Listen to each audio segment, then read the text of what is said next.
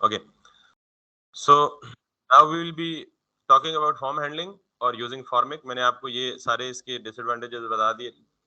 Disadvantages तो नहीं कह सकते, लेकिन आप ये कह सकते हैं जी कि लिमिटेशंस, या यूं कह लें कि अगर आप खुद ये काम करेंगे तो आपको काफी ज्यादा चीजों को हैंडल और मैनेज करना पड़ेगा. हर चीज की रिस्पॉन्सिबिलिटी आप पे. तो हम रिएक्ट में एक थर्ड पार्टी लाइब्रेरी यूज करते हैं फॉर्म स्टेट या फॉर्म हैंडलिंग के लिए या फॉर्म स्टेट मैनेजमेंट के लिए, और यप इस्तेमाल करेंगे फॉर्मिक के साथ हम वैलिडेशन के लिए. सो कोई भी लाइब्रेरी जब अभी तक हमने इंस्टॉल की यूज की है तो उसको यूज करने से पहले हमें क्या करना पड़ता है, इंस्टॉल करना पड़ता है. तो आप फॉर्मिक में जाएंगे, इसकी डॉक्यूमेंटेशन में जाएंगे, और सबसे पहले यहाँ से आप ये कमांड ग्रैब करेंगे npm install formic. इस और माइनस माइनस सेव का मतलब क्या होता है कि आप इस लाइब्रेरी की एंट्री को जेसन में सेव कर दो. ठीक, तो ये पहले होता था. अब अगर आप माइनस माइनस सेव नहीं भी करते तो वो खुद ही जेसन में डाल देता है उसकी एंट्री. लेकिन इट्स गुड कि एहतियातन आप कर ही लें, अगर किसी तरह से वो मिस कर दे तो सेव का फ्लैग उसे इन्फोर्स करे कि ये आप पैकेज जेसन में इसकी एंट्री भी डाल दो. राइट, यहाँ डिपेंडेंसीज की लिस्ट में फॉर्मिक को सेव भी कर दो. So let's run this command and see it comes right in here और नॉट. जितनी देर में ये इंस्टॉल होती, it should not take more than 10 to 15 seconds. But हम वापस आते हैं और यस, ये इंस्टॉल होगी फॉर्मिक और यहाँ पे ये फॉर्मिक की एंट्री आ गई. ठीक है, this was the purpose of save flag. तो इसको हम कर देते हैं बंद, इसको भी हम कर देते हैं बंद, और यहाँ पे आके यहाँ पे आते हैं. वैसे तो हर चीज जो है फॉर्मिक की डॉक्यूमेंटेशन में बड़ी डेप्थ के साथ एक्सप्लेन की गई है, लेकिन चूंकि जाहिर है हम उसको पढ़ने बैठ गए तो हमारा टाइम बहुत सारा लग जाएगा. सो जो मैं आपको टीच करूंगा, जिस एरिया तक मैं लेके जाऊंगा आपको, that's good for you and that is enough for you I think. ठीक है, तो मैं यहाँ पे आऊंगा ट्यूटोरियल के सेक्शन में, और यहाँ पे आने के बाद I have to go all the way to this. ये भी एग्जांपल यूज की जा सकती है, ये भी यूज की जा सकती है. तो मैं ऐसी एग्जांपल यूज करूंगा जो आपके लिए ऑल इन वन इनफ होगी, उसके बाद आपको दोबारा पढ़ने की जरूरत नहीं पड़ेगी. सो लेट्स मूव अहेड, और विजिटेड फील्ड्स का ट्रैक रखना है, स्कीमा वैलिडेशन विद यप. ठीक है, तो हमने बेसिकली, मैंने क्या कहा है कि हम फॉर्म स्टेट हैंडलिंग के लिए फॉर्मिक यूज करेंगे. मेरे ख्याल में इन दोनों चीजों का फर्क आपको पता है कि स्टेट मैनेजमेंट डिफरेंट चीज है और वैलिडेशन डिफरेंट चीज है. ठीक है, so I will be using validation with Yup. तो अगेन वैलिडेशन यप जो है वो एक अलग लाइब्रेरी है, तो इसको भी यूज करने के लिए हमें क्या करना पड़ेगा, पहले इसको भी इंस्टॉल करना पड़ेगा. कटिंग द स्टोरी शॉर्ट, आपको फॉर्म हैंडलिंग और वैलिडेशन, फॉर्म एरर वैलिडेशन के लिए दो लाइब्रेरीज चाहिए, एक यप और एक फॉर्मिक. तो ये दोनों आप इंस्टेंटली डाउनलोड कर लें. जितनी देर में ये इंस्टॉल होती, ये भी सेव हो जाएगी ऑब्वियसली पैकेज जेसन में जाके. नीचे आए आप, और what you have to do is to like kind of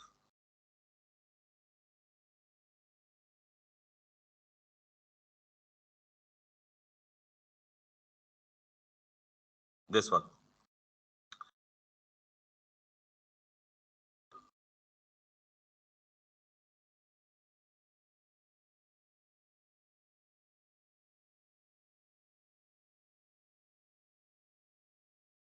This one.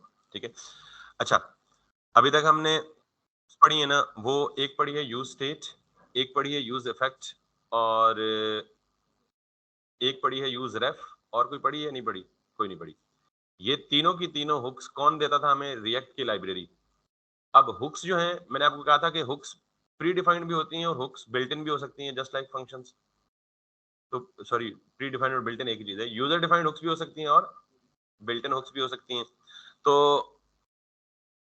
जो लाइब्रेरी हम इंस्टॉल करते हैं ना, तो कुछ हुक्स वो लाइब्रेरीज भी हमें देती हैं. मिसाल के तौर पे हमने वो किया ना, राउटिंग की है, तो राउटिंग में शायद मैंने नहीं कराया यूज पैरम, वो भी एक हुक देता है, एक नहीं कई देता है. इसी तरह हमने जो फॉर्मिक की लाइब्रेरी भी इंस्टॉल की है ना, तो कुछ हुक्स हमें फॉर्मिक भी देता है. Got it? तो hook is one of the most common functionalities. मैंने जब ये इंस्टॉल कर लिया फॉर्मिक और यप, तो अब मुझे क्या करना है, इन दोनों लाइब्रेरीज को जहां यूज करना है वहां मैं इन्हें क्या करूंगा, इंपोर्ट करूंगा. ठीक है, सो लेट्स गो. मुझे ये वैलिडेशन कहाँ करनी है? लॉगिन के फॉर्म के ऊपर. So let's go to the login page, और लॉगिन पेज में पहले मैं क्या कर रहा हूँ, जितनी फॉर्म हैंडलिंग मैनुअली की है वो सारी की सारी क्या करने लगा, रिमूव करने लगा. ठीक, so let me do this. मुझे ये नहीं चाहिए, यूज इफेक्ट भी नहीं चाहिए, इनपुट रेफ भी नहीं चाहिए, लोकल स्टेट्स भी नहीं चाहिए, लोकल एरर हैंडलिंग की स्टेट भी नहीं चाहिए, हैंडल चेंज भी नहीं चाहिए, और मुझे ये वाली भी नहीं चाहिए। तो मेरा ये एक बेयर मिनिमल कंपोनेंट आ गया। अब ये नहीं चाहिए तो जितने फंक्शंस मैंने बनाए थे वो भी यहाँ से रिमूव कर दूं। यानी ये जो एरर वाला खाना है, जितने भी एरर्स मैंने किए हुए थे, ज़ाहिर है ऊपर इनकी स्टेट्स डिलीट होगी तो ये भी डिलीट करने पड़ेंगे। तो मैं यूं समझें कि वापस अपनी नॉर्मल स्टेट पे आ रहा हूँ जब मेरे फॉर्म में, सपोजिंग दैट कि इसमें कुछ भी नहीं है, और it's simply input type text class name और कॉन्टेक्ट, ये तीन चीजें रह गई हैं जिनमें कुछ भी डायनामिक नहीं रहा, सब कुछ मैंने खत्म कर दिया। दिस, और यहाँ पे आए this, making sure no error, exact one error is left, और वो क्या है, हैंडल सबमिट मैंने कहीं कॉल किया हुआ है, तो हैंडल सबमिट की डेफिनेशन ऊपर से खत्म कर दिया, तो इसलिए इसको भी प्रॉब्लम है, मैं इसको भी खत्म कर देता हूँ यहाँ से। ये जो पर्सन और ये जो ऊपर यूज स्टेट, यूज रेफ और यूज इफेक्ट है, ये सारे भी खत्म कर देता हूँ। अब आपके पास सिंपल प्लेन फंक्शन और स्टैटिक डिजाइन आ गया, the way we had started working with it, nothing is in working. और ये देखें फॉर्म जो है वो रिफ्रेश हो रहा है, यानी बाय डिफॉल्ट सबमिट पे फॉर्म जो है वो सर्वर पे सबमिट हो रहा है, इसीलिए ये पेज रिफ्रेश हो रहा है। So that's where minimal thing, सब कुछ हटा दिया।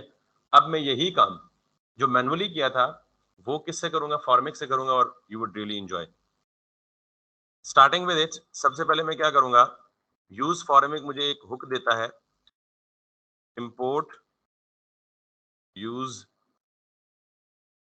मैंने कहा था जो हुक्स है ना, वो चाहे बिल्ट इन हो चाहे यूजर डिफाइंड हो, वो हमेशा स्टार्ट कहां से होंगे, यूज से। जिस भी फंक्शन का पहला लेटर या पहला वर्ड यूज हो, उसका मतलब समझे वो क्या है, हुक है। तो ये हुक किसने दी है, फॉर्मिक ने दी है। ठीक, तो यूज फॉर्मिक हुक मैंने इंपोर्ट कर ली, और दूसरी चीज मुझे क्या यूज करनी है, जो कि यप भी यूज करना है, तो मैं कहता हूँ जी import static as Yup from. अब आप मुझसे पूछेंगे जी ये क्या है, वी डोंट नो दिस। तो नॉर्मली ये जो स्टाइल है ना, इसको हम कहते हैं एलियस। ये पहले जिक्र हुआ है नहीं, अच्छा फिर खैर है, फिर आपको पता है एलियस का मतलब क्या है, कि जैसे मिसाल के तौर पे आपका कोई नाम है, एक्चुअल नाम है, तो एक दूसरा आपका कोई निक नेम रख दिया जाए और वो ज्यादा मशहूर हो जाए, और आपको जब भी बुलाया जाए आपके असल नाम के बजाय आपको उस नेम से बुलाया जाए। तो यूं समझ लें कि मैंने कहा जी कि यप की लाइब्रेरी में जो कुछ भी है, स्टैटिक का मतलब ये वाइल्ड कार्ड है, इसका मतलब है ऑल, जो कुछ भी है उसको इंपोर्ट करो और उसे रीनेम कर दो विद यप। क्लियर होगी बात, ये इसका वो एलियस वाला स्टाइल है। सो अगर हम यहां पे जाएं तो again import static as Yup from Yup, और import use Formik from Formik. ये इंपोर्ट और ये इंपोर्ट आपको पता है क्या होता है, ये इंपोर्ट नेम्ड है और ये क्या है, डिफॉल्ट है। तो ये जिन लाइब्रेरीज ने हमें दिया हुआ है, तो उन्होंने एक्सपोर्ट इनको इसी तरह से किया हुआ है। तो अपनी डॉक्यूमेंटेशन में इन्होंने बताया हुआ है कि आप यूज फॉर्मेट को हमेशा किस में करेंगे। और वैसे भी मैंने कहा है कि डिफॉल्ट एक्सपोर्ट किसको करते हैं, सिर्फ कोशिश करेंगे फंक्शनल कंपोनेंट को। तो अगर ये फंक्शनल कंपोनेंट नहीं है, कोई हुक है, तो हुक फंक्शनल कंपोनेंट तो नहीं होता, तो उसको भी आपने इस तरह से ये किया। एनीवेज, अब आपने अगला काम क्या करना है, जिस तरह आप हुक्स को कैसे इस्तेमाल करते हैं, ऐसे ही ना फंक्शन की बॉडी के अंदर आके रिटर्न से पहले use state, use effect, use ref, तीनों इसी तरह इस्तेमाल किए, तो यूज फॉर्मेट को भी इसी तरह इस्तेमाल करना। यूज फॉर्मेट क्या है, एक हुक है, ये आपको कुछ ना कुछ रिटर्न करेगी। वो भी कोई नई बात नहीं है, हर हर हुक फंक्शन कोई ना कुछ रिटर्न करता है। जो कुछ ये रिटर्न करेगा वो मैं एक वेरिएबल में सेव कर लेता हूँ। उस वेरिएबल का आप कोई भी नाम दे सकते हैं, मैंने इसे कहा जी फॉर्मेट। एक ऑब्जेक्ट होगा, हमेशा याद रखिए, जब हम बिल्ट इन हुक इस्तेमाल करते हैं तो हमें पहले से पता होता है कि ये रिटर्न क्या करेगा। यूज स्टेट का हमें डॉक्यूमेंटेशन में से पहले से पता था कि ये दो चीजें रिटर्न करता है, एक वेरिएबल और एक सेटर फंक्शन। यूज इफेक्ट कुछ भी रिटर्न नहीं करता, तो हमने उसको किसी वेरिएबल में सेव ही नहीं किया। यूज रेफ करंट एलिमेंट का रेफरेंस स्टोर करता है, तो हमने उसको लेके उसकी डॉट करंट प्रॉपर्टी से उस एलिमेंट तक पहुंच गए थे। तो हर हुक कुछ ना कुछ। तो यूज फॉर्मेट क्या रिटर्न करती है, एक ऑब्जेक्ट रिटर्न करती है। अब आप कहेंगे जी इस ऑब्जेक्ट के अंदर क्या क्या होता है, तो ऑब्जेक्ट के अंदर क्या क्या होता है आप ही बता दें। Properties and method. तो अगर फॉर्म एक ऑब्जेक्ट है तो सब्जेक्ट के अंदर क्या क्या होगा। अब कौन सी प्रॉपर्टीज और कौन से मेथड होंगे, तो क्या ये मैंने बनाया ऑब्जेक्ट, तो फिर मुझे क्या पता, ये किसने रिटर्न किया? फॉर्मेक ने। तो कौन बताएगा कि इसमें क्या क्या कौन सी प्रॉपर्टीज होंगी? तो कौन बताएगा? फॉर्मेक ही बताएगा भाई, डॉक्यूमेंटेशन। क्लियर होगी ये बात?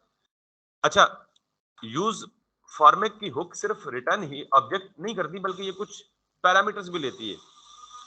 तो यूज फॉर्मेट की हुक एक ऑब्जेक्ट लेगी बतौर पैरामीटर। ये ऑब्जेक्ट बड़ा इंपॉर्टेंट है और ये काफी बड़ा ऑब्जेक्ट है।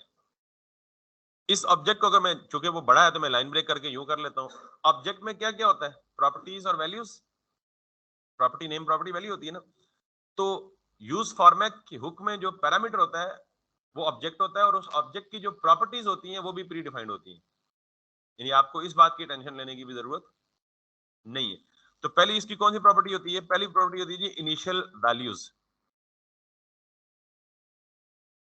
इनिशियल वैल्यूज प्रॉपर्टी नेम है, और आपको पता है कि किसी भी ऑब्जेक्ट के प्रॉपर्टी नेम में फिर ऑब्जेक्ट आ सकता है, अरे भी आ सकती है, वेरिएबल भी आ सकता है, फंक्शन भी आ सकता है।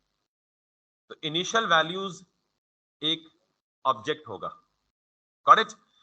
इसकी जो दूसरी प्रॉपर्टी, ऑब्जेक्ट की प्रॉपर्टीज कॉमा से सेपरेट होती है ना, ऐसे ही है। जो इसकी दूसरी प्रॉपर्टी है वो है जी वैलिडेशन स्कीमा। ये भी एक ऑब्जेक्ट है। अभी मैं इसको चेंज करूंगा, जो भी करूंगा, लेकिन उस टाइम एक्सप्लेन करूंगा। लेकिन फिलहाल ये समझे कि यूज फॉर्मेट में बतौर पैरामीटर जो ऑब्जेक्ट आप पास करते हैं उसकी पहली प्रॉपर्टी क्या होती है? Initial values. दूसरी क्या होती है? Validation schema. और तीसरी प्रॉपर्टी होती है ऑन सबमिट। ऑन सबमिट में यह भी आपको पता है कि ऑब्जेक्ट की नेम के अगेंस्ट कोई फंक्शन भी हो सकता है। यानी ऑब्जेक्ट के अंदर फंक्शन एग्जिस्ट कर सकते हैं ना। तो फंक्शन अगर ऑब्जेक्ट के अंदर एग्जिस्ट करने हो तो वो किस फॉर्म में करते हैं? की वैल्यू पेयर की फॉर्म में। यानी फंक्शन कॉल बैक की शेप में होगा, लेकिन उस फंक्शन की आइडेंटिफिकेशन कैसे होगी? उसकी की से होगी। तो ये फंक्शन कॉल बैक है, या फैट एरो फंक्शन कह लें इसको। और इसकी पहचान कैसे होगी? ऑन सबमिट से। बेसिकली ये तीन ही हमारी फिलहाल काम की चीजें हैं जो कि यूज फॉर्मेट। तो आप इसको समझने में, अगर आप डॉक्यूमेंटेशन में देखते तो आपको मतलब डर ही जाते कि यार ये क्या भला है। सिंपल ये समझे, यूज फॉर्मेट एक हुक है। ये एक ऑब्जेक्ट लेती है एज अ पैरामीटर। उस ऑब्जेक्ट में बहुत सारी और प्रॉपर्टीज भी हैं, लेकिन फिलहाल हम इन तीन प्रॉपर्टीज के साथ काम करेंगे। ये मैंडेटरी हैं: इनिशियल वैल्यूज, वैलिडेशन स्कीमा, और ऑन सबमिट का फंक्शन। क्लियर? अब हम चलते हैं जी इनिशियल वैल्यूज में क्या है। हमारे पास तीन फील्ड्स हैं।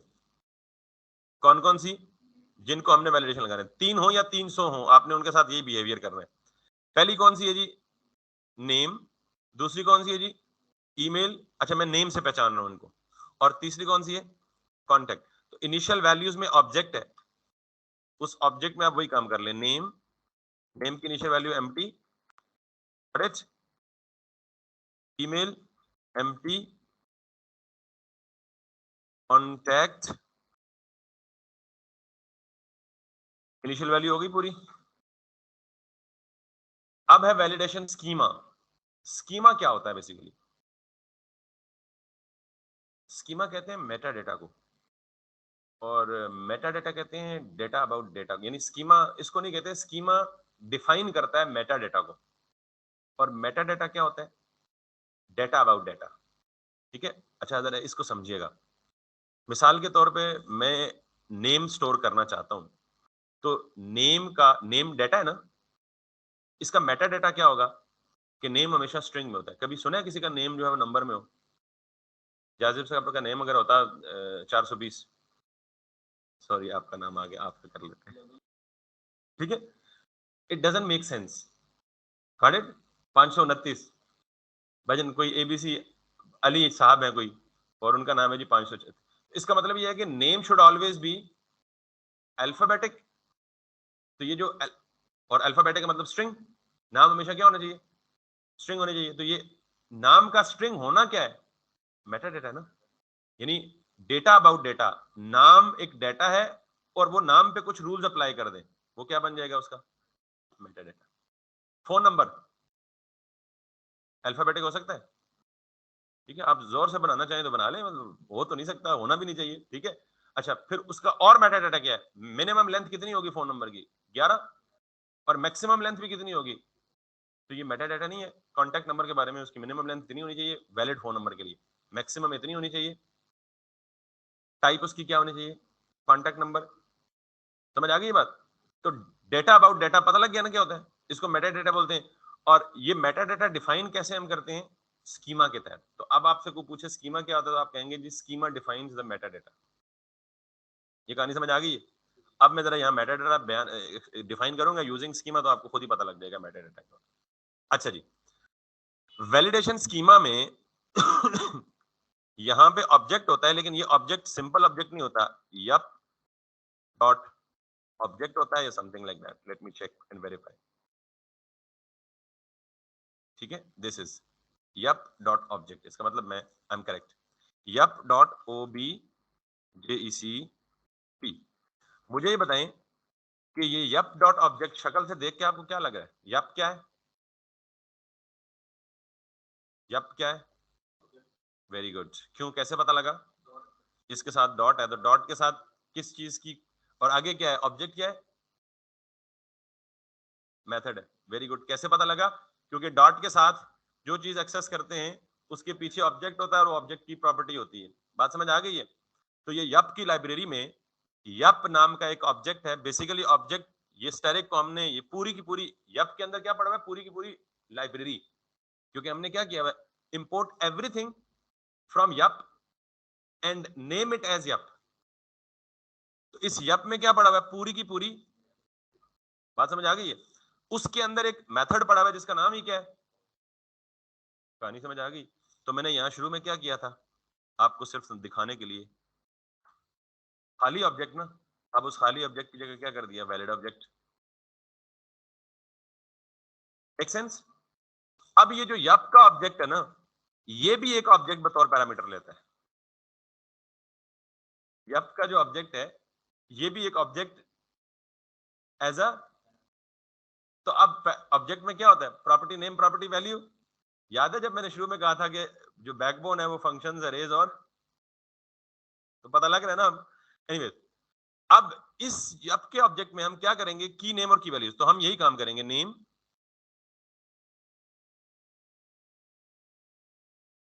अब हमने इस नेम के बारे में बताना है कि यार इस नेम को क्या होना चाहिए, तो हम कहेंगे जी कि इस नेम को होना चाहिए यप डॉट स्ट्रिंग। आगे बात, नॉर्मली एक काम और भी कर सकते हैं हम कि ये जो डॉट स्ट्रिंग है ये क्या है, आप जरा बता सकते हैं? मेथड है किसका, यप का, जो कि ऑब्जेक्ट है। बात समझ आ गई? यप डॉट स्ट्रिंग इस बात को मेक श्योर करेगा कि नेम के अंदर जो वैल्यू आएगी वो सिर्फ क्या होगी, स्ट्रिंग। अच्छा, जावास्क्रिप्ट में एक और चीज भी कॉमन है, method चेनिंग।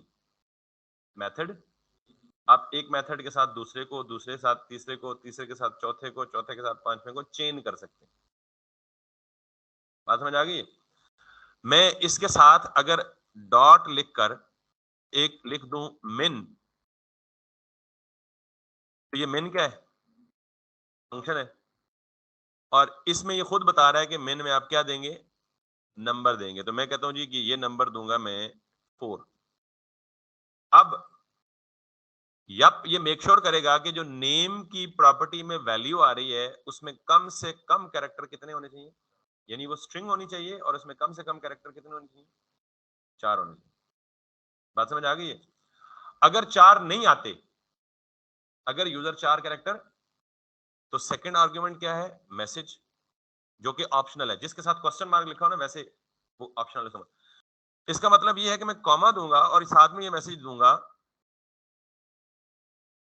Please provide at least 4 characters, यानी मिनिमम ये कितने कैरेक्टर एक्सेप्ट करेगा, 4, और अगर 4 यूजर नहीं देता तो फिर ये वाला एरर देगा। बात समझ आ गई है? इसके साथ एक और मेथड चेंज कर दें, डॉट मैक्स। मैक्स आप करें जी 20, कि नेम जो है वो कितना होना चाहिए, मैक्सिमम 20 कैरेक्टर। अगर 20 नहीं होता, 20 से ऊपर दे देता है बंदा, 20 से कम होगा तो ठीक है, 20 से ऊपर देगा तो फिर ये एरर दे दे।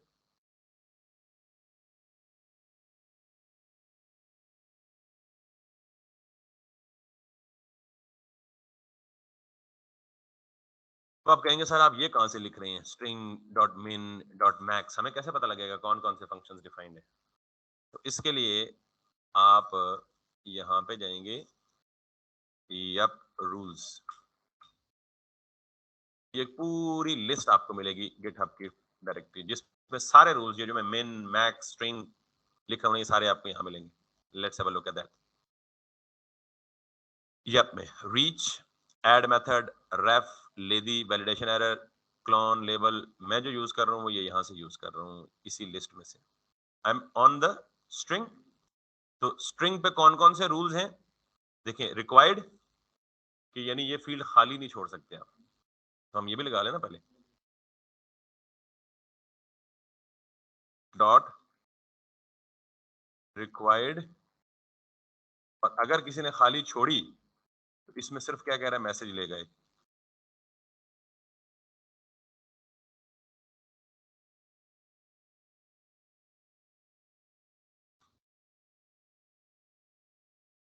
ये चूंकि बहुत लंबी लाइन हो जाती है तो नॉर्मली लोग क्या करते हैं, प्रेफर ये करते हैं कि इसको यूं मल्टी लाइन में ब्रेक कर लेते हैं सारे रूल्स को, वरना आप सेम भी कर लें कोई मसला नहीं। तो अब पता चला कि ये स्कीमा क्या करता है। Schema defines the meta data of a specific field, ठीक, और एक नहीं मल्टीपल फील्ड्स का भी कर सकता है। अच्छा जी, अब मजीद क्या कर सकते हैं, देखें मैं आपको रूल्स बता रहा था, यहां से अगला क्या देख सकते हैं, length, min, max, matches, matches, email, URL, UUID, ensure, trim, lower case, upper case, फिर आगे आ जाते हैं नंबर्स के रूल्स। नंबर में min, max, less than, more than, positive, negative, integer, truncate, round. Date में आ जाते हैं, date dot, minimum date, maximum date. मिसाल के तौर पे कोई बंदा, हम फील्ड दें जी डेट ऑफ बर्थ एंटर करो, और बंदा साहब अपनी डेट ऑफ बर्थ एंटर कर रहा हो जी 2025 गलती से मिसाल के तौर पे, तो हमारे फॉर्म को ये अलाउ नहीं करना चाहिए कि 2025 अभी आया ही नहीं और आपकी डेट ऑफ बर्थ जो है 2025 की होगी, ठीक है। तो हम डेट्स को यहाँ से चेक कर सकते हैं। इसी तरह अरेज, टपल्स, ऑब्जेक्ट्स वगैरह वगैरह, there are lots of rules. 12 जितने में बताऊंगा होपफुली आपकी जरूरत उतना से ही पूरी हो जाएगी। ठीक हो गया जी, किधर गया? अब इतना काफी रखते हैं, पहले इसको टेस्ट कर लेते हैं। मेरा नंबर एक फील्ड का मेटा डेटा हो गया, विच इज हमने कितने का करना है, 3 का करना है। तो यहाँ आए, एक रूल खत्म हो गया ना, और एक रूल खत्म हो गया आपका यहाँ पे आके, ठीक, यहाँ दें कॉमा, और यहाँ पे आके दूसरा रूल दें क्या, ईमेल, और इस ईमेल के साथ भी वही सलूक करें, क्या, सबसे पहले Yup dot string, string email ही होगी ना, डॉट ईमेल, और इस ईमेल में मैसेज दें आप, और मैसेज क्या दें आप, फिलहाल ये छोड़ दें। अच्छा, आप जब खुद से मैसेज नहीं देंगे तो वो क्या अपना मैसेज देगा, मैसेज जरूर देगा लेकिन खुद से अपना मैसेज बना के देगा। आप उस मैसेज को कस्टमाइज करना चाहें तो इसके अंदर अपनी स्ट्रिंग पास कर दें, वो ओवरराइट हो जाएगा और आपका मैसेज कंसीडर करेगा, ठीक है। इतना ही रखते हैं फिलहाल, नीचे आए। अच्छा, इसको रिक्वायर्ड भी रखें।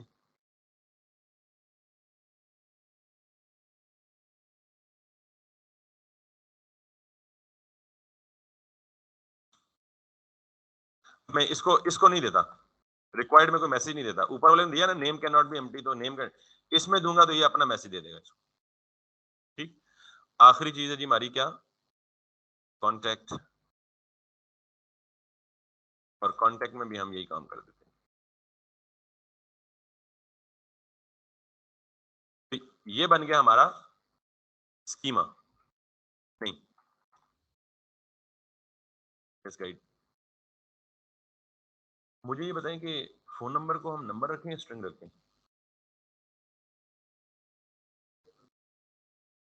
जस्टिफिकेशन भी देंगे साथ, तुक्का नहीं लगाएंगे आप। आपने कहा नंबर तो आप जस्टिफिकेशन देंगे, और आपने कहा स्ट्रिंग तो आप भी जस्टिफिकेशन देंगे। आप क्या कहते हैं, और आप क्या कहते हैं? नंबर ही होगा। CNIC का रखना चाहें तो नंबर देंगे या स्ट्रिंग देंगे? नंबर।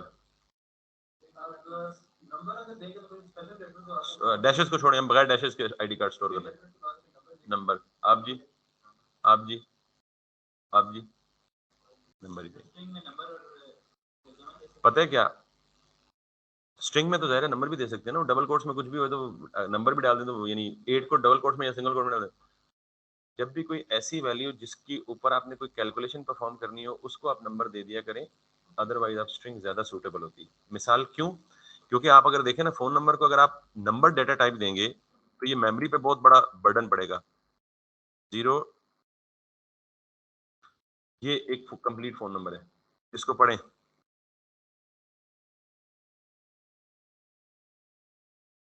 10 अरब बनता है, यानी अरब बनता है ना ये। यार कौन सी ऐसी रॉकेट साइंस बन गई है, ये मेमोरी में अच्छा खासा इसका वो होता है। और अगर आप ये 11 को 14 डिजिट कर दें तो कितना बनता है? तो क्या आपने इनको ऐड सब्ट्रैक्ट करना है नंबर्स को? सीएनएससी को भी आप इनको स्ट्रिंग्स ही रखेंगे। Got it?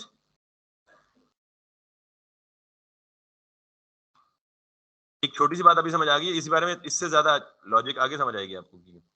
अच्छा। बिल्कुल, उसकी वजह ये है कि एक इंटीजर जो है, अच्छा इतना बड़ा नंबर आपको मेमोरी में सेव भी नहीं हो सकता, पता है? अगर आपने सी प्लस प्लस या कोई प्रोग्रामिंग लैंग्वेज पढ़ी है ना, तो आपको पता है कि जहाँ टाइप लैंग्वेजेस होती हैं वहाँ इंटीजर के लिए एक मैक्सिमम नंबर होता है 32,767 से लेके, यानी -32,767 लेके +32,768 या 700 समथिंग लाइक दैट। ये लिमिट है इंटीजर के स्टोर करने की। इससे बड़ा नंबर आप इंटीजर में सेव ही नहीं कर सकते, मेमोरी ओवरफ्लो हो जाता है।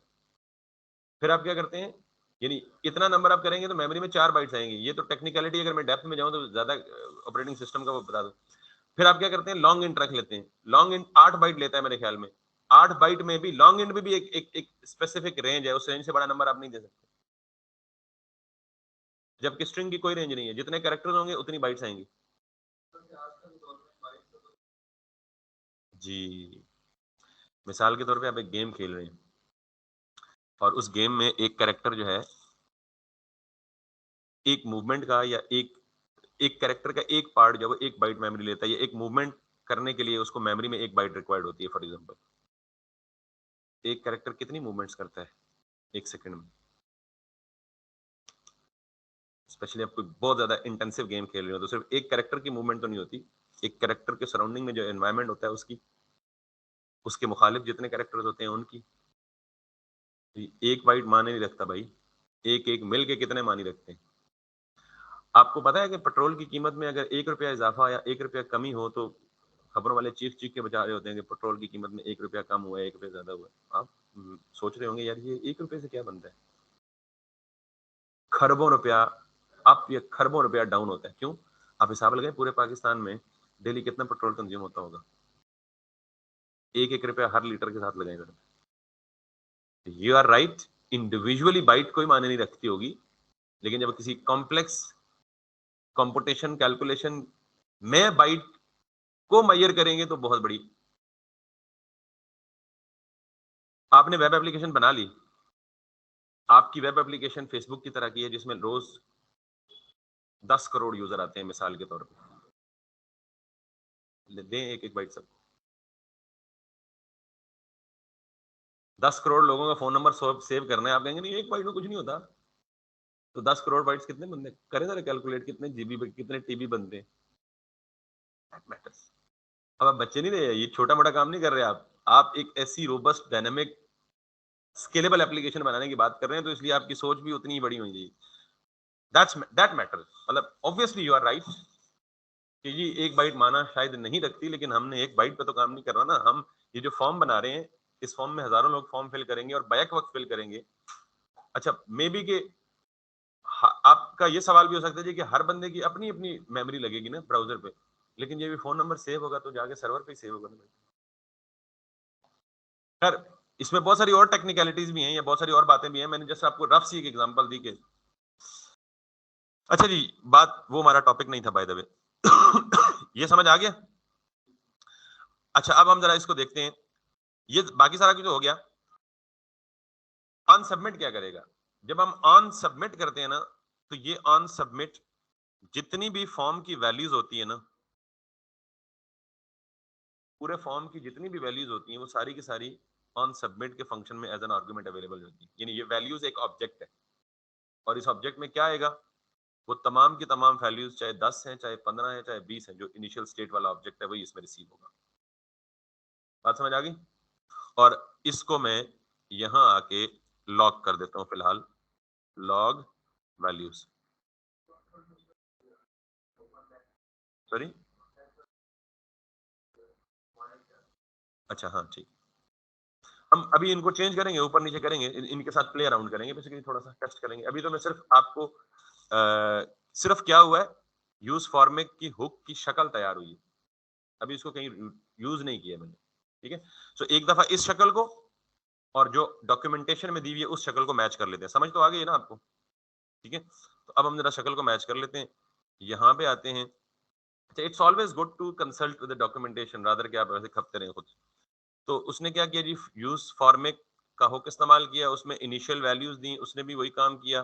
फिर उसने वैलिडेशन स्कीमा दिया और उस वैलिडेशन स्कीमा में भी उसने यप ऑब्जेक्ट, ऑब्जेक्ट फंक्शन है, फंक्शन में एक ऑब्जेक्ट पास किया उसने, ये उस ऑब्जेक्ट में फर्स्ट नेम के अगेंस्ट उसने सारे रूल स्पेसिफाई कर दिए, देन लास्ट नेम के अगेंस्ट उसने सारे रूल स्पेसिफाई कर दिए, देन ईमेल के अगेंस्ट उसने सारे रूल्स स्पेसिफाई कर दिए। फिर ऑन सबमिट में वो अगेन वही चीज, वैल्यूज यहाँ हो गया, और उसने अलर्ट जेसन डॉट स्ट्रिंगिफाई, हमें जरूरत नहीं है जेसन स्ट्रिंगिफाई की, बताऊंगा करती क्या है, पूरे ऑब्जेक्ट को स्ट्रिंग बना देती है बेसिकली। सो फिर जेसन डॉट पार से वैसा वर्षा होता है, इससे रिवर्स होता है। बहरहाल इसकी जरूरत फिलहाल हमें नहीं है। तो ये काम, इतना सारा काम हमने एग्जैक्ट इसको कॉपी करके कर लिया, लेकिन हमने द प्लस पॉइंट इज कि हमने उसे समझ भी ली। अब फॉर्मिक की इस हुक का और मेरे इस फॉर्म का अभी तक आपस में कोई ताल्लुक नहीं, इन दोनों को लिंक नहीं किया। मेरा फॉर्म अलग पड़ा है, फॉर्मिक अलग पड़ी है, लेकिन तैयारी हो चुकी है। अब इन दोनों को आपस में क्या करते हैं, लिंक करते हैं, ताकि मेरा, मुझे एक्चुअली तो इसको वर्केबल बनाना है ना, और अभी तक कुछ भी नहीं हो रहा, वही काम जो पहले हो रहा। तो अब मैं इन दोनों को लिंक करता हूँ, फॉर्मिक को अपने इसके साथ। याद रखिएगा, वैसे तो नाम अगर डिफरेंट देंगे तो आपको फिर और भी फिलोसफी या रॉकेट साइंस जाननी पड़ेगी। जो नाम आप फील्ड के नेम प्रॉपर्टी में देना, यही नेम हर जगह यूज करें। यानी देखिएगा, नेम इक्वल्स टू नेम, यहां भी नेम, यहां भी नेम। ठीक, अजान हो जाए तो कंटिन्यू करता हूं।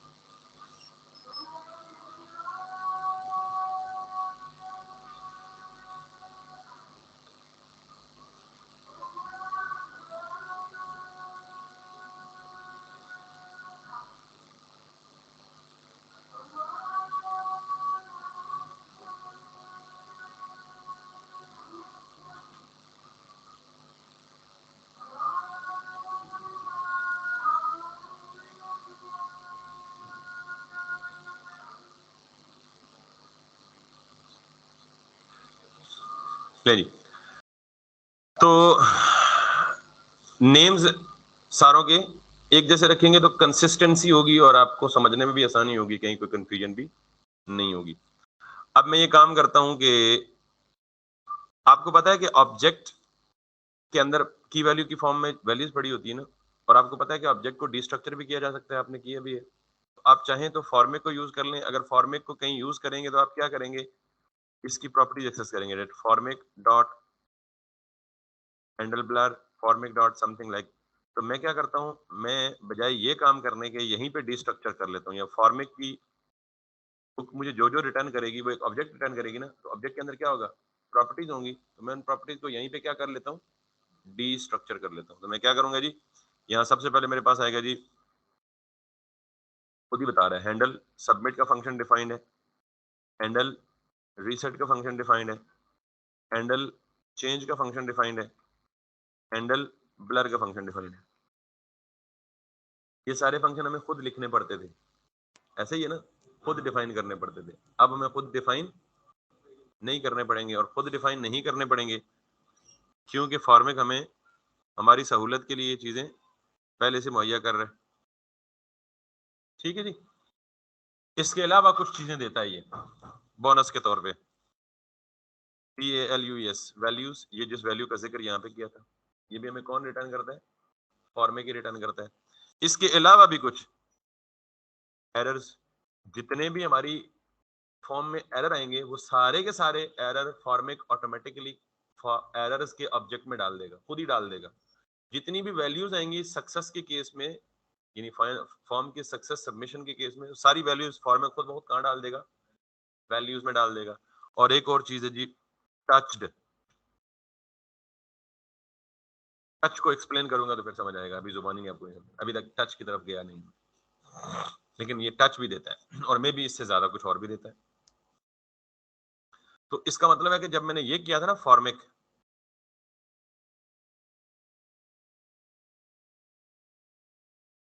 इसका मतलब ये था कि ये जितनी प्रॉपर्टी भी डिस्ट्रक्चर्ड है ये सारी इसके अंदर आ चुकी है। तो चाहे आप इसको एक ऑब्जेक्ट में रिसीव करें, चाहे आप उस ऑब्जेक्ट को यूं डिस्ट्रक्चर कर लें, एक ही बात है। तो अगर मैं सारा कुछ इस तरह करूंगा तो आप कहेंगे इसमें कौन सा कमाल है, सर ने भी तो सारा कुछ रटा ही लगाया, देख दिखा तो थोड़ी सी जैसे अपनी भी जादूगरी दिखानी चाहिए एफिशिएंसी दिखानी चाहिए। बाय द वे ये आसान तरीका लगता है मुझे, बजाय इसके कि हम उस फॉर्मिक फॉर्मिक फॉर्मिक हर जगह साथ लिखते रहे। ठीक है, एनीवेज, अब मुझे ये बताएं कि हम नॉर्मली ये करते थे ना हर फील्ड में, ऑन चेंज, ठीक। तो अब आप क्या करेंगे, हैंडल, और ये हैंडल चेंज कौन सा है, मेरा नहीं, जो किसने दिए, फॉर्मिक ने दिए। आप तो 3 हैंडल चेंज लिखने पड़ते थे, या वो कंप्यूटेड प्रॉपर्टी वाला काम करना पड़ता था। अब आपको कुछ नहीं करना पड़ रहा, सिंपली। और फिर ऑन ब्लर, ब्लर का पता है किसी को, ब्लर इवेंट कौन सा होता है,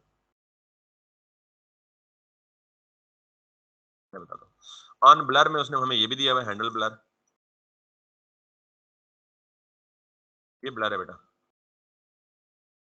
ठीक है। फोकस, ये क्या ब्लर, किसी भी इनपुट फील्ड से फोकस का आउट हो जाना उसको हम क्या कहते हैं, ब्लर। ठीक। तो अभी मैंने कहा था ना आपको एरर ऐसा भी देखना है कि जब आप टाइप करें तो एरर आना चाहिए, और जब आप हटें तो वो एरर हट भी जाना चाहिए खुद ही, अगर उसमें कुछ है तो। ठीक है, एनीवेज, और इसके अंदर जो वैल्यू है, वैल्यू का एट्रीब्यूट होता है ना, ऑलरेडी है या कहीं नहीं, हर टेक्स्ट फील्ड में वैल्यू का एट्रीब्यूट होता है, ऐसे ही है। तो हम क्या कहेंगे जी कि वैल्यू, तमाम की तमाम वैल्यूज कहां पड़ी होंगी, वैल्यूज के ऑब्जेक्ट में। तो वैल्यूज है तो इसका मतलब प्लूरल है, इसमें सारी वैल्यूज पड़ी होंगी। तो यहां मुझे किसकी वैल्यू चाहिए, सिर्फ नेम की। बात समझ आ गई, अच्छा जी, अब आ गए यही काम कॉपी करें और ईमेल के साथ यूं कर दें, सिर्फ यहां क्या कर दें, बस इसी को कॉपी करें और यहां लाके ये कर दें, कॉन्टेक्ट। बात समझ आ गई, nothing is breaking, everything is working, error कोई भी नहीं आएगा। अच्छा, अभी जब मैं सबमिट कर रहा हूं तो फिर भी पेज रिफ्रेश हो रहा है स्टिल, तो मैं क्या करूंगा, फॉर्म के फंक्शन में जाके ऑन सबमिट, और हैंडल सबमिट कौन सा, जो मुझे इसने दिया। अब वो फॉर्म, और एरर भी कोई नहीं आ रहा, क्योंकि अभी तक हमने एरर्स इसमें आ तो चुके होंगे, इन एरर्स को यहां से निकाल के कहीं यूज नहीं किया, तो हम ये कहते हैं जी कि हर फील्ड के नीचे एक पी डालो, एरर के लिए कुछ भी डाल दें, पी के अंदर सारे एरर कहाँ आएंगे, एरर्स में। तो इस फील्ड का एरर कहाँ आएगा, एरर्स डॉट, नहीं, यहां इसी तरह एरर चूंकि दिखने में रेड होना चाहिए, तो मैं इसको जरा इनलाइन स्टाइल,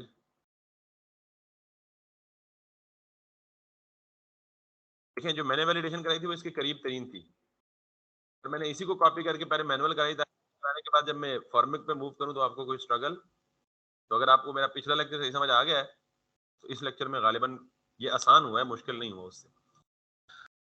अच्छा जी, अभी इसको आप यहां से कॉपी करें और यहां पेस्ट करके यहां क्या कर दें, और यहां पेस्ट करके यहां क्या कर दें। अब आप देखें नाम अगर एक जैसा रखेंगे तो हर जगह पे मैं वही कंसिस्टेंसी के साथ नाम यूज करूँ, इधर भी कॉन्टैक्ट, इधर भी कॉन्टैक्ट, इधर कॉन्टैक्ट होना चाहिए यार, इधर भी कॉन्टैक्ट, इधर भी कॉन्टैक्ट, इधर भी कॉन्टैक्ट, इधर भी कॉन्टैक्ट, आसानी हो गई काम। लेकिन जी सिवाय दो चीजों के हर चीज यूज कर चुके हैं, एक हैंडल रीसेट नहीं यूज किया और एक टच नहीं यूज किया, ठीक है, लेट्स सी।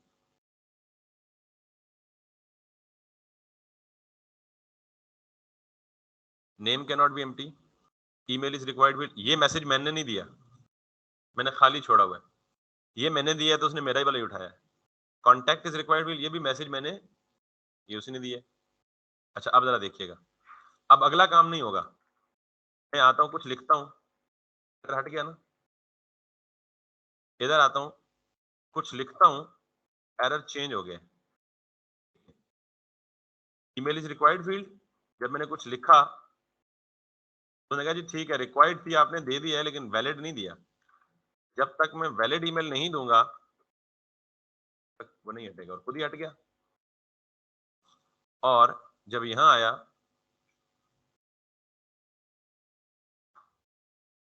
इसने ये नहीं कहा कि वैलिड नंबर, क्योंकि मैंने वैलिड नंबर के लिए तो कोई रूल ही स्पेसिफाई नहीं किया, ठीक।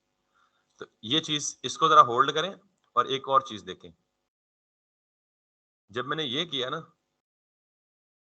तो भाई मैंने अभी बाकी फील्ड्स को तो टच ही नहीं किया, उनके एरर्स क्यों आए हैं। मैं चाहता हूँ कि मिसाल के तौर पे देखें ना, मैं इस फील्ड को टच कर रहा हूँ, बाकी दो एरर्स तो तब आने चाहिए जब मैं एटलीस्ट इनमें आ जाऊं और आके फिर खाली वापस लौट जाऊं, आके, यानी उनमें मैंने विजिट ही नहीं किया तो वो एरर क्यों दे रहे हैं भाई, विजिट करने दो ना, सबर करो ना, होली होली। मिसाल के तौर पे मैं वो जैसे छोटे बच्चे होते थे ना, स्कूल में पढ़ते होते थे, तो जब सबक नहीं आता था तो उस्ताद हमें लाइन में खड़े कर देते थे मारने के लिए, अभी हमसे पिछले की बारी होती थी तो हम पहले जस्टिफिकेशन दोनों शुरू हो जाते, उस्ताद जी कसम मैंने याद सी बस भूल गया, सुनाने दे टाइम भूल गया, तो अभी मतलब उसकी बारी ही नहीं आई भाई, तेरे तक पहुंच रहे थे फिर तो जस्टिफिकेशन कर, इसने हम अभी इसको चेक कर रहे हैं या फील्ड इसमें तो एरर ये दे रहा है ये भी दे रहा है, तो ये 15-20 फील्ड्स होंगी तो वो सारी की सारी एरर थ्रो कर देंगी, वो ज्यादा मतलब ऑड लगेगा यार। तो हम क्या करते हैं इस काम के लिए टच्ड का इस्तेमाल करते हैं, और हम ये कहते हैं इस टच्ड को कॉपी करते हैं और यहां आते हैं और ये कहते हैं जी कि अगर टच्ड डॉट नेम, अगर नेम की फील्ड को टच किया गया है एंड नेम की फील्ड में कुछ है भी, यानी एरर है भी, तो फिर एरर शो करे,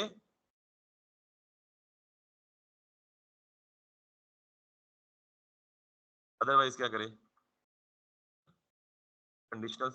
और ये दो स्टेटमेंट हैं, touch dot name true return करेगा अगर इसको टच किया गया हो तो, अदरवाइज फॉल्स रिटर्न करेगा, और error dot name true return करेगा अगर इसमें कुछ होगा तो, अदरवाइज तो, यानी अगर ये दोनों कंडीशंस ट्रू होंगी तब एरर शो होगा, अदरवाइज ना होगा।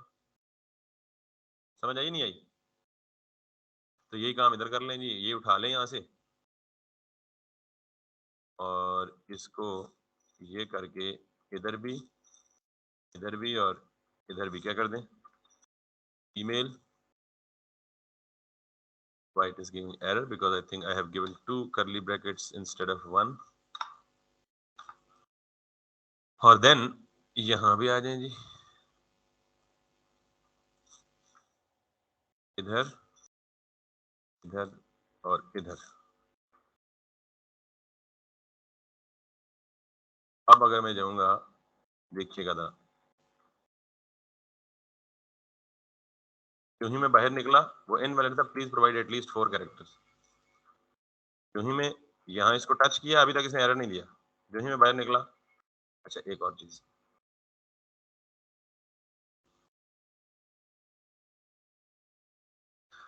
नॉर्मली ऐसा भी नहीं होता कि कोई बंदा खाली फॉर्म रख कर पहले सबमिट करके चेक करे, एरर ठीक एरर ठीक दे रहा है या नहीं दे रहा. ठीक है, नहीं मैं भी मतलब ये बेवकूफी ना यूजर एक्सपीरियंस को वायलेट कर रहा है. तो अगर करेगा तो सारे दिखाएगा, लेकिन अगर नहीं करेगा, इस जब तक यहाँ है तब तक उसे उम्मीद है कि अभी इंटर कर रहा है भाई, ठीक ही करेगा.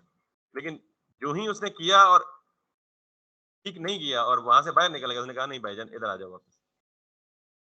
ठीक, वापस आए तो अब इधर से मैं निकल गया बगैर कुछ इंटर किए. उसने कहा नहीं भाई इधर भी. अब इसको विजिट ही नहीं किया, यानी टच ही नहीं किया, तो उसने अभी तक पंगा नहीं लिया. इन दोनों को टच किया था मैंने. अब मैं इसको भी टच करता हूं, वापस सजेस्ट करता नहीं भाई, टच का ये काम है कि आपने किसी विजिटेड फील्ड की स्टेट को भी ट्रैक करना है कि फील्ड विजिट हुई है या नहीं हुई. तो ये कौन करेगा? टच करेगा. अक्सर फॉर्म्स के साथ आपने एक रीसेट का बटन भी देखा होता है. तो आखिरी बात तो समझ ही गए होंगे ना, हैंडल रीसेट. यानी अगर आप फॉर्म ये करते हैं, और इसे क्या कहते हैं, अक्सर जगहों में ये आजकल नहीं होता, लेकिन रीसेट, और इसे आप क्या करें,